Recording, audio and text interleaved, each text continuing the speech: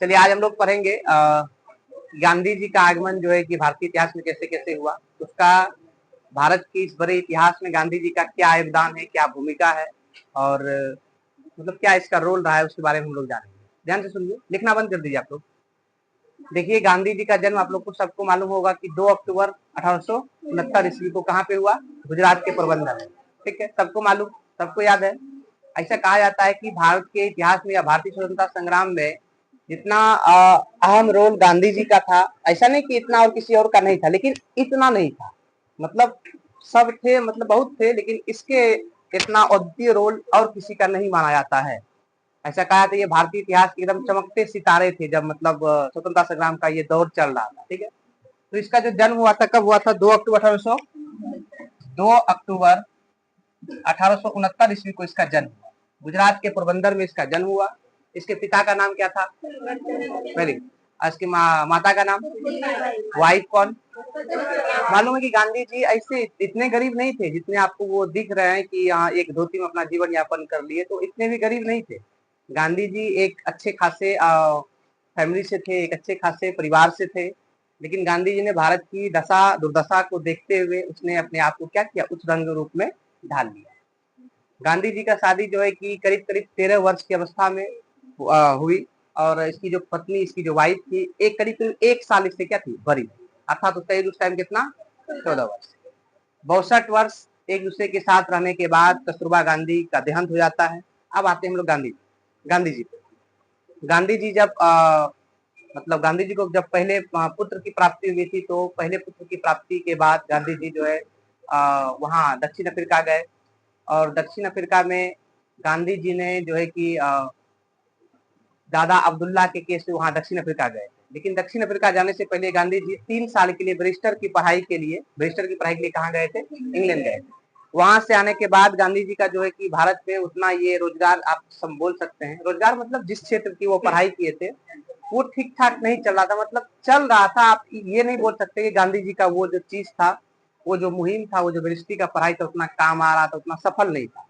इसलिए काम की तलाश में, काम के सिलसिले में गांधी जी को एक बहुत बड़े व्यापारी थे दक्षिण अफ्रीका में, व्यापार था उनका, थे गुजरात के मुस्लिम व्यापारी, नाम था दादा अब्दुल्ला, शेख अब्दुल्ला। ठीक है, ऐसा नहीं कि उस टाइम गांधी जी बहुत बड़े एकदम चर्चित एकदम फेमस आदमी थे कि इसी को बोलना पड़ गया कि वहां जाना है, ऐसा कुछ नहीं है। थोड़ी बहुत जान पहचान उसके पापा से, मतलब गांधी जी के पापा से जान पहचान थे, तो इस मामला को देखने के लिए गांधी जी को ही वहां भेजा गया। कहां पर? दक्षिण अफ्रीका। जब गांधी जी दक्षिण अफ्रीका गए तो गांधी जी ने ये महसूस किया, ये फील किया, ये देखा कि यहाँ पर भारतीयों के साथ अंग्रेजों के द्वारा कितना बदसलूक किया जाता है। ठीक है, और वहां पे ये पाया कि रंग भेद की नीति को अपनाया जाता है, रंग के आधार पर भेदभाव किया जाता है। इसी बीच गांधी जी जब डरबन से प्रिटोरिया जा रहे थे, कुछ काम से जा रहे होंगे, तो मतलब इसी वाले डिब्बे से अच्छा कहा जाता है कि जा रहे थे, तो जब इसका पता जो है कि अंग्रेजी अधिकारी को चला, तो उसको जो है ट्रेन से धक्का मार के उतार दिया गया था। और अच्छा कहा जाता है कि उस टाइम में गांधी जी ने कहा था कि तुम हमको धक्का मार के ट्रेन से निकाले हो, अब तुम लोग को हम इस देश से निकाल दें, ऐसा कहा जाता है। अलग अलग सोच, अलग अलग बात कहती है। तो कुछ दिन के बाद गांधी जी ने इन समस्याओं को दूर करने के लिए वहां पे लोगों को एकत्रित किया। गांधी जी पढ़े लिखे तो थे ही, मतलब बुद्धिमान थे, इसमें नो डाउट। ठीक है, तो वहां पे गांधी जी ने एक कमेटी बनाया था, उसका नाम क्या था? नटाल इंडियन कांग्रेस, एक संघ बना जिसका स्थापना कब किया था? 1894 ईस्वी। 1894 ईस्वी में एक कमेटी बनाया था, नटाल इंडियन कांग्रेस। उसके बाद इन्होंने धीरे धीरे फिनिक्स आश्रम बनाया, टोलेस्टा आश्रम बनाया। उसके बाद एक पुस्तक जिसका नाम क्या था, एक पत्रिका था जिसका नाम था इंडियन ओपिनियन, है ना, इंडियन ओपिनियन, ये निकाला। और अंततः ये सब करने के बाद एक पुस्तक और लिखा था गांधी जी के द्वारा लिखा गया था, जिसका नाम था हिंद स्वराज। और अंततः गांधी जी के प्रयास से 1914 ईस्वी के आसपास साउथ अफ्रीका में, दक्षिण अफ्रीका में अंग्रेजों की जो मतलब खराब सब नीतियां थी, लगभग वो सब क्या कर दिया गया? समाप्त कर दिया गया। और अच्छा कहा जाता है कि गांधी जी पहली बार जो सत्य और अहिंसा का जो प्रयोग किए थे, कहां पर किए थे? दक्षिण अफ्रीका में। सत्य और अहिंसा का कहने का मतलब गांधी जी का ये सिद्धांत था कि हमारा जो आंदोलन होना चाहिए, हमारा जो कार्यक्रम होना चाहिए, वो सत्य पर आधारित होनी चाहिए, और उसमें हिंसा नामात्र होनी चाहिए, नहीं कि बराबर ही होनी चाहिए, मतलब नहीं कि बराबर नहीं होनी चाहिए। मतलब उसका जो मेन थीम था, मेन जो सिद्धांत था, क्या उसका सिद्धांत था? सत्य और अहिंसा। तो गांधी जी ने पहली बार सत्य और अहिंसा का प्रयोग कहाँ पर किया? दक्षिण अफ्रीका में। और पहला कहा था, पहला सत्याग्रह गांधी जी का कहाँ पर हुआ? दक्षिण अफ्रीका में। दक्षिण अफ्रीका में फेमस होने के बाद, चर्चित होने के बाद, गांधी जी का आगमन 9 जनवरी 1915 ईस्वी को कहाँ पर हुआ? भारत में। कहाँ पर हुआ? इसलिए हम लोग प्रत्येक 9 जनवरी 1915 ईस्वी को प्रवासी भारतीय दिवस के रूप में मनाते हैं। प्रवासी भारतीय दिवस के रूप में मनाते हैं। लेकिन जैसे ही गांधी जी भारत आए, तो गांधी जी जो अपना जो राजनीतिक गुरु जिसे मानते हैं, गोपाल कृष्ण गोखले, उसके कहे अनुसार उसने गांधी जी को ये बात कहा कि आप अपना जो है मुंह, अपना कान बंद रखिए और सबसे पहले आप पूरे भारत का भ्रमण कीजिए। इसलिए कि आपको अगर भारत जानना हो तो पहले क्या कीजिए? पूरे भारत का पहले भ्रमण कीजिए। गांधी जी ने उसकी नीतियों पर चलते हुए पूरे भारत का भ्रमण किया। इसी बीच गांधी जी चंपारण सत्याग्रह में एक मैटर चल रहा था, एक मुद्दा जिसको कहते हैं तीन कठिया पद्धति। आप लोग सबको इससे परिचित होंगे। तीन कठिया पद्धति क्या था? इसको चंपारण सत्याग्रह के नाम से भी जाना जाता है। अब आइए हम लोग तीन कठिया पद्धति पाते हैं, अर्थात चंपारण सत्याग्रह पाते हैं। इसको जानते हैं। चंपारण चंपारण चंपारण सत्याग्रह। देखिए, ध्यान दीजिए, चंपारण सत्याग्रह, गांधी जी के माता का नाम क्या? पिता का नाम, गांधी जी का जन्म, गांधी जी के कितने पुत्र थे? पहला नाम हरिलाल, मणिलाल, रामदास। ये एग्जाम में नहीं आएगा, टेंशन नहीं। हरिलाल, मणिलाल, रामदास और एक और थे दत्तक पुत्र। क्या नाम था? जमुनालाल। Very good. जमुनालाल बजाज इसके क्या थे? दत्तक पुत्र थे। ओरिजिनल में गांधी जी के कितने पुत्र थे? 4। चारों नाम कितना आदमी को याद है? सबको याद होगा, लेकिन कोई फायदा नहीं। ठीक है, तो ये है गांधी जी के 4 पुत्र। ठीक है। अच्छा, एक चीज, जब हल्ला नहीं कीजिए, सुन लीजिए, कहानी है, खाली सुनो ना। गांधी जी जब चंपारण सत्याग्रह में यहाँ पे क्या था कि तिनकठिया पद्धति लागू था। वो तिनकठिया पद्धति क्या लागू था? सबको मालूम होगा कि तिनकठिया पद्धति क्या था, कि जिसमें 20 कट्ठे में, कितना कट्ठे में भी खेती करना पड़ता था? Very good. कौन क्या चीज की खेती? खैनी की, नील की खेती करने से किसान नाखुश थे। क्यों नाखुश थे? आप लोग को रीजन मालूम होगा। अच्छा, कोई बच्चे बताइए क्यों नाखुश थे? अच्छा, ऐसा कहा जाता है कि जब नील की खेती जहाँ पर होती थी, सबसे उपजाऊ भूमि पर नील की खेती करनी होती थी, और जहाँ पर नील की खेती होती थी या किया जाता था, वहाँ का जो मृदा है, वहाँ का जो भूमि है, मिट्टी है, क्या हो जाता था? बंजर हो जाता था। इसलिए किसान सब चीज से डरते थे और खेती तो जैसे तैसे करवा ही लिया जाता था, जोर जबरदस्ती। लेकिन उससे जो अंग्रेज हैं, उससे अपने तौर तरीके से, अपने हिसाब से, अपने मूल्य के हिसाब से उससे क्या करते? नील खरीदते थे। यहाँ तक तो लगभग ठीक ठाक चलो खरीद लेते हैं, लेकिन किसान को फिर भी दिक्कत था, फिर भी समस्या था। लेकिन कुछ दिन के बाद जर्मनी में कृत्रिम नील की खोज हो गई, जिससे अंग्रेजी या ब्रिटेन को आसानी से जर्मनी से नील वहां पे भेज दिया जाता था और यहाँ भी खाया जाता था।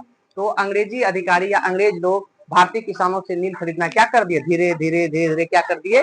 कम कर दिया, बोल सकते हैं बंद कर दिया। लेकिन इस स्थिति में ध्यान दीजिए, इस स्थिति में अंग्रेजों ने अभी भी किसानों पर जोर जबरदस्ती क्या कर रहा है? नील उगवा रहा है। इससे किसान परेशान थे। इसी मुद्दे को लेके, इसी मैटर को लेके वहीं पे एक किसान नेता, जिसका नाम क्या था? राजकुमार, जोर से बोलिए, राजकुमार शुक्ल ने गांधी जी को एक पत्र लिखा, जिसमें पहली बार क्या जिक्र किया? बापू। क्या जिक्र किया? बापू जिक्र किया और पत्र लिखा। और वहां पे लखनऊ समझौता, लखनऊ कांग्रेस के लखनऊ अधिवेशन 1916 ईस्वी में इस बात को रखा और गांधी जी को वहां आने के लिए आमंत्रित किया। कहाँ आने के लिए? चंपारण। ये चंपारण बिहार में स्थित है, मालूम ना। अभी इसको तोड़ दिया गया है, पूर्वी चंपारण, पश्चिमी चंपारण। वर्तमान में ये तिरहुत प्रमंडल में है। ठीक है। गांधी जी 10 अप्रैल 1917 ईस्वी को चले और 15 अप्रैल 1917 ईस्वी को कहाँ पहुंच गए? इस बीच में ऐसा नहीं कि गांधी जी को नहीं रोका गया, गांधी जी को बहुत जगह रोका भी गया और बहुत जगह गांधी जी का स्वागत भी किया गया। जो गांधी जी के सपोर्टर थे, जो किसान नेता थे, और भी कोई बिहार के महत्वपूर्ण आदमी थे, जैसे जेबी कृपलानी, डॉक्टर राजेंद्र प्रसाद, ये सब लोग इसके क्या थे? पक्षधर थे, गांधी जी के समर्थक थे, गांधी जी का स्वागत किया।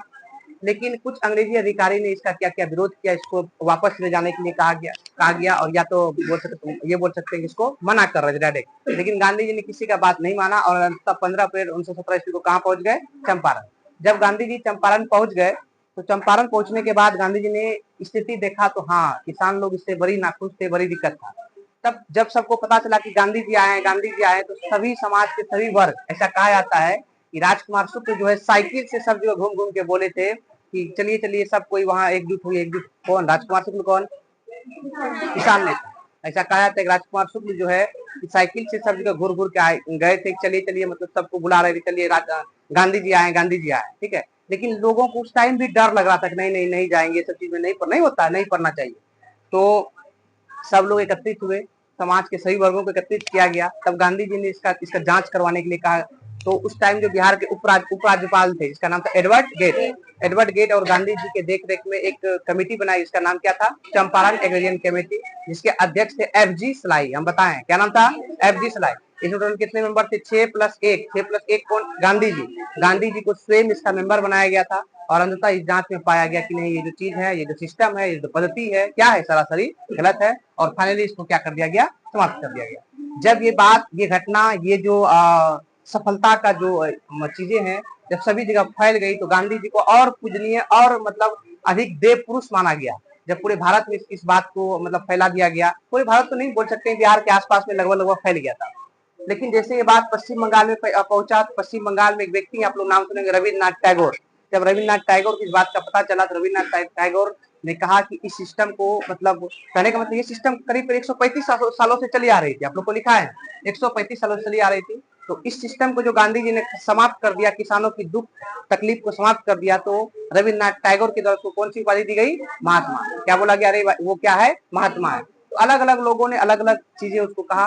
क्योंकि ये घटना बिहार के चंपारण डिस्ट्रिक्ट में हुआ था, इसलिए इसको कौन सी घटना कहते हैं? या चंपारण सत्याग्रह। और गांधी जी का ये क्या? पहला सत्याग्रह। कहाँ पे? भारत में। डायरेक्ट बोलिए कहाँ से? भारत में। और लेकिन गांधी जी का पहला सत्याग्रह कहाँ पे? दक्षिण अफ्रीका। लेकिन भारत में कौन सा पहला? चंपारण। तो ऐसा कहा जाता है गांधी जी अपना राजनीतिक करियर स्टार्ट किए थे, कहाँ से स्टार्ट किए थे? बिहार से। कहाँ से स्टार्ट किए थे? बिहार से। अब हम लोग, राजकुमार शुक्ल कहाँ के नेता थे? चंपारण। किसान नेता थे ना। अच्छा, पहली बार बापू का के जिक्र किसने किया था? किसको जिक्र किया था? गांधी नहीं बोलो, गांधी जी बोलो। बोलो महात्मा गांधी बोलो, नहीं तो गांधी जी गुस्सा जाएंगे। गांधी जी गुस्सा जाएंगे, समझ जाइए, ठीक है? हाँ, ठीक है। और ऐसा कहा जाता है कि गांधी जी पहले मतलब पूरा सूट बूट में रहते थे, मतलब कोट पैंट टाइप में वो सब चीज पहनते थे, ठीक है। और बहुत बड़ा ये पहनते थे, व्यापारी में नहीं होता, पगड़ी टाइप का। लेकिन जब जैसे ये सत्याग्रह में उसका एंट्री हुआ तो लोगों की जीवन दशा को देखा तो उन्होंने क्या किया? कुछ वस्त्रों को त्याग कर दिया। और अंततः जो वो धोती में आए थे, वो आए थे असहयोग आंदोलन के दौरान, जब धोती में आए थे, मतलब लास्टली तो एक ही लंगोट में पूरा जीवन यापन कर लिए, ठीक है। अब हम लोग ध्यान दीजिए, नहीं सुनना है? सुनेंगे? हाँ सुनेंगे, सुनिए। चलिए, चंपारण हो गया, क्योंकि गांधी जी का यह पहला सत्याग्रह था, इसलिए ये बहुत इंपोर्टेंट और बिहार से संबंधित है। चंपारण में घटित हुआ, इसलिए इसको क्या कहेंगे? चंपारण सत्याग्रह 1917 में। 1917, ठीक है। अब हम लोग आते हैं एक उस टॉपिक का नाम है जहाँ पे गांधी जी को हम फिर बुलाएंगे। ये तो पहला हो गया। दूसरा गांधी जी को बुलाएंगे कहाँ? अहमदाबाद। अहमदाबाद, अहमदाबाद का मिल मजदूर या मजदूर आंदोलन, यही ना? मजदूर आंदोलन। कितना आदमी को इस आंदोलन का कहानी एकदम मालूम? 1918 ना? कितना आदमी को हल्का फुल्का इसका कहानी मालूम? Very good. और लड़का लोग पीछे, गंगा कुमार, कल भी बताएं, नाम गंगा है, हम इसका रिस्पेक्ट किया करो। चलिए, ये अहमदाबाद पिछले वाला क्लियर हो गया होगा, ध्यान दीजिए। अब इसमें आते हैं अहमदाबाद का मजदूर आंदोलन क्या था। अभी तक में गांधी जी को लगभग हर एक आदमी जान चुके थे। गांधी जी ऐसे आदमी है, ध्यान दीजिए, गांधी जी ऐसे आदमी जिसके पास ये टेक्निक है, ये नॉलेज है, ये ज्ञान है कि किसी भी चीज को हैंडल कैसे किया जाता है। सब आदमी गांधी जी को एकदम पूजनीय मानने लगे, योगनीय मानने लगे, बोल सकते हैं कि एकदम देव पुरुष या देव तुल्य बोलने लगे। अब तो महात्मा जिसको उपाधि दे दिया गया। तो एक घटना है गुजरात के अहमदाबाद में। गुजरात के अहमदाबाद एक डिस्ट्रिक्ट है अहमदाबाद। यहाँ पे क्या हुआ कि 1917 ईस्वी, ध्यान दीजिए, बहुत लोग का विवादित था इस चीज में। 1917 ईस्वी में प्लेग फैल गया था, फैला था ना? हाँ बोलो। हाँ, 1917 ईस्वी के लास्ट में प्लेग फैल गया था। प्लेग फैलने के कारण बहुत सारे, सुनना नहीं है, 1917 ईस्वी में प्लेग फैलने के कारण बहुत से मजदूर फैक्ट्री में काम छोड़कर अपने अपने घर की ओर पलायन कर रहे थे। क्योंकि अगर पलायन कर जाते तो फैक्ट्री चलता कैसे? तो मजदूरों को रोकने के लिए मिल मालिकों के द्वारा, या बोल सकते हैं कि जो फैक्ट्री था, फैक्ट्री के मालिकों के द्वारा एक एक्स्ट्रा पैसा दिया जाने लगा, जिसको कहते हैं बोनस। क्या कहते थे? बोनस। बोला कि बोनस आप लोग को दिया जाएगा और आप लोग यही रुकिए। तो क्या हुआ तो ये बहुत सारे मजदूर मान गए और क्या हुआ, वहीं रुक गए। ये जो फैक्ट्री था ये सूती वस्त्र का था। क्या चीज का था? सूती वस्त्र। कहाँ पे? अहमदाबाद में। ये सूती वस्त्र का फैक्ट्री था। लेकिन जैसे ही, ध्यान दीजिए, लेकिन जैसे ही प्लेग खत्म हुआ तो इस बोनस को मिल मालिकों के द्वारा समाप्त करने की घोषणा कर दी गई। और जैसे ही घोषणा कर दी गई तो सभी मजदूरों में एक अलग प्रकार का मतलब दुख जताया कि नहीं, तुरंत तुरंत मतलब हम लोग का ये प्लेग आया ही है, तो और ये जो प्लेग से खत्म हुआ तो ये सिस्टम को क्या कर दिया जा रहा है, समाप्त कर दिया जा रहा है। और इसी बीच एक आप लोग समझ रहे होंगे 1914 से 18 तक एक वर्ल्ड वार चल रहा था, जिसको कहते हैं प्रथम विश्व युद्ध। इसमें भी बहुत सारा हरासमेंट हुआ था, बहुत सारी क्षति हुई थी, बहुत सारी हानि हुई थी। इस चीजों को देखते हुए आर्थिक स्थिति पूरे विश्व की गड़बड़ा गई थी। तो इस चीजों को देखते हुए मजदूर लोग का कहना था कि और जो ये बोनस है कुछ दिन और मिलना चाहिए। तो इसी चीज को आगे बढ़ाते हुए इसका पता गांधी जी को चला क्या, गांधी लोग ना गांधी जी को बुलाते थे कि गांधी जी बहुत मतलब ये आदमी है कि ये इस मैटर को, इस चीज को, इस मुद्दे को सोल्व कर सकते हैं। तब गांधी जी इसमें एंट्री लिए। ठीक है, अभी तक में गांधी जी एकदम हीरो बनने को हैं। ठीक है, पहले हीरो भारत में कहाँ बने? चंपारण। उसके बाद कहाँ बनेंगे? अहमदाबाद। यहाँ बनने के बाद फिर कहाँ बनेंगे? खेड़ा। नहीं बनेंगे? हाँ बोलो।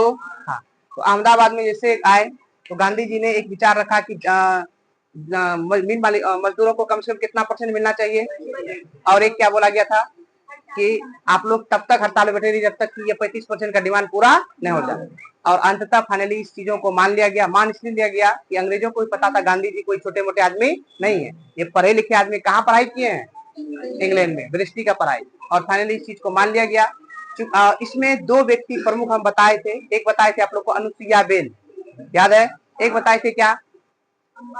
Ambalal Sarabhai.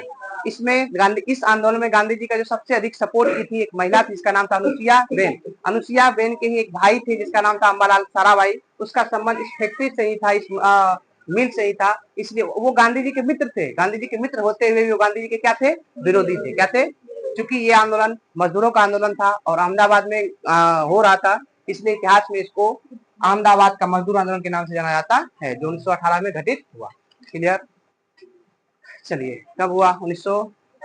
Main lead role में कौन थे इसमें? गांधी जी। बोलो जी लगाओ लास्ट में, गांधी जी। Very good. अच्छा, इसमें गांधी जी के सपोर्टर कौन थी महिला? अनुसुईया।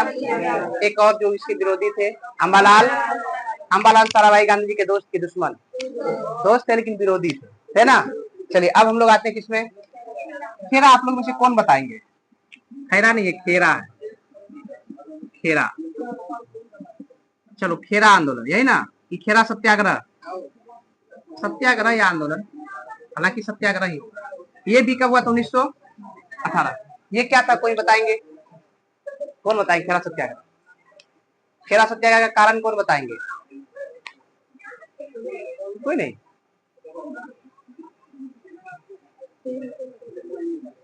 मौसम सही नहीं होने के कारण क्या था? फसलों की पैदावार अच्छी नहीं हुई थी, नहीं? यही ना कारण? यही था। और किसान लोग क्या कर रहे थे? टैक्स में कमी नहीं कर रहे थे, यही ना? किसान लोग के टैक्स में कमी नहीं हो रहा था अंग्रेजों के द्वारा।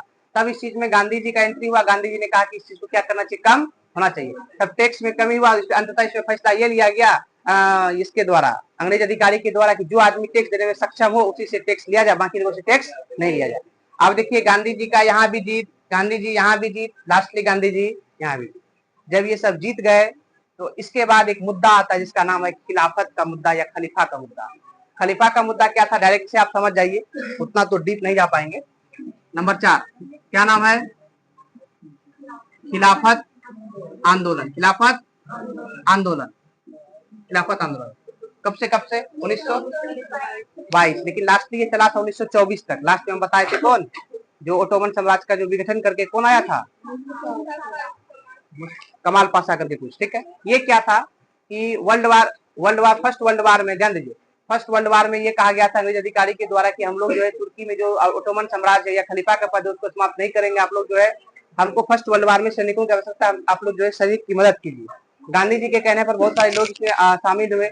लेकिन जैसे ही वर्ल्ड वार जीते, जो मित्र राष्ट्र, राष्ट्र के बीच बटा हुआ था, जैसे मित्र राष्ट्र की विजयी हुई, अर्थात इंग्लैंड का जो टीम है वो जीत गया, इंग्लैंड जीत गया, तो इंग्लैंड ने सेवर्स की संधि के तहत तुर्की का विभाजन कर दिया था। तुर्की विभाजन करने के बाद खलीफा का पद जो था उसको कमजोर कर दिया गया, उसको समाप्त कर दिया गया। ठीक है, जब इसका पता भारत सहित पूरे मुसलमान को चला तो भारत में इसका सबसे अधिक विरोध हुआ और भारत में मुसलमान ने खलीफा के पद को बचाने के लिए एक आंदोलन के, जिसका उनका नाम क्या था, खिलाफत आंदोलन। क्लियर। इस टाइम गांधी जी के मन में ये विचार आया कि यही वो टाइम है, यही वो समय है जब हिंदू मुस्लिम एकता को बढ़ावा दिया जाए या अन्य समुदायों के बीच बढ़ावा दिया जाए। इस चीज को देखते हुए 23 नवंबर 1919 ईस्वी को, है ना, 23 नवंबर 1919 ईस्वी को गांधी जी ने एक अखिल भारतीय खिलाफत कमेटी का गठन किया, जिसकी अध्यक्षता गांधी जी स्वयं किए, अपने और सदस्यों के साथ एक गठित किया। और इसी बीच क्या हुआ, गांधी जी के कहने पर लोग वायसराय से मिलने भी गए, लेकिन ये सफल हुआ, बार बार भेजा गया, फिर भी वो सफल। लास्टली गांधी जी ने जून 1920 ईस्वी में इलाहाबाद में एक मीटिंग हुआ, जिसमें हिंदू मुस्लिम एकता की सामंजस्य को देखा गया और लास्टली इसमें यह विचार किया गया कि हम लोग जो है अब अंग्रेजों का विरोध करने के लिए असहयोग प्रस्ताव, असहयोग को हम अस्त्र के रूप में प्रयोग करेंगे, यही बताए थे, हो गया। और लास्ट में जो क्या नाम था, मुश्ताक अली पाशा, क्या था, मुश्ताक कमाल पाशा, और 1924 ईस्वी में क्या किया था, ओटोमन साम्राज्य सबको समाप्त कर दिया और नया एक वहां पे शासन का स्थापना कर दिया था। और फाइनली 1924 में खिलाफत आंदोलन भी क्या हो गया, समाप्त हो गया। अब हम लोग धीरे धीरे इससे थोड़ा सा पीछे आते, खिलाफत आंदोलन के पहले थोड़ा सा 1924 से पहले कि असहयोग आंदोलन स्टार्ट किया गया था। ध्यान दीजिए, सबसे इंपॉर्टेंट टॉपिक हम ऊपर लिख देते हैं, असहयोग, लास्ट है असहयोग आंदोलन, ये आप सुन लीजिए, बस हो जाएगा, 5 मिनट समय है आप लोग के पास। देखिए असहयोग आंदोलन क्या था, असहयोग का मतलब था कि अंग्रेजों का ध्यान दो, फिर हम बोल रहे हैं, कितना बढ़िया बढ़िया नाम रखता है तुम लोग।